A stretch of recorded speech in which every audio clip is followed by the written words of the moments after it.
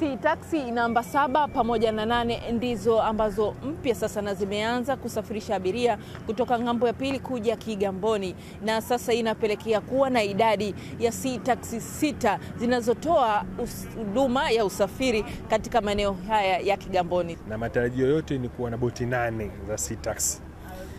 Mpaka sasa hivi ninapozungumza na wewe, utaratibu wetu wa kuanza kupakia abiria tunaanza saa 11 asubuhi mpaka saa 5 usiku.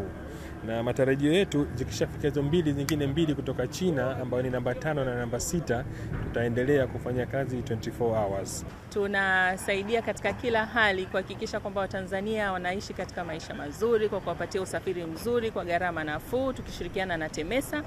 Na leo tumetimiza ahadi yetu. Tuseme tu kwamba kama kawaida yetu vivuko vyetu vina ubora wa hali ya juu kama vinavyoonekana, vinaenda kwa mwendo wa haraka zaidi, na vitasaidia pia kwa kiasi kikubwa kupunguza kama kuna msongamano wowote wa abiria. TEMESA wenyewe wanashukuru kuondolewa kwa changamoto ya muda mrefu ya tatizo la vivuko. Hata sisi ilikuwa ni changamoto pale kivuko kinapokuwa kimeharibika, maana ni kimoja. Kwa hiyo kivuko kilikuwa kinapoharibika, kwa mkuu wa kivuko inakuwa katika hali tete sana, na wananchi wanajazana, taharuki inakuwa kubwa.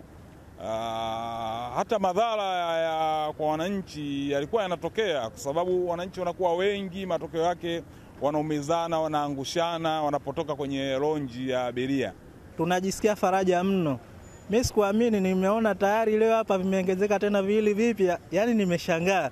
Tupo pale katika kivuko, tunasema kweli mzee wetu amedhamiria. Mwenyezi Mungu ampe afya njema ili aweze kubuni mambo kama haya kuisaidia jamii. Hali ya usafiri kwa sasa hivi ni rahisi kwa sababu hivi vivuko vidogo vya Azam si tax havitumii muda mrefu sana.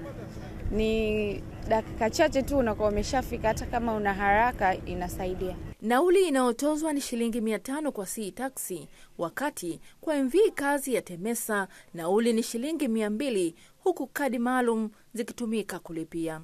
Na ndani ya kivuko hiki basi unaweza kubeba abiria 250 kwa wakati mmoja, wengine wakiwa wamekaa na wengine baadhi wanakuwa wamesimama. Na ndani ya lisali moja basi abiria 5000 wanahudumiwa kutoka upande moja kuelekea upande mwingine. Estabela Malisa, Azam News, Dar es Salaam.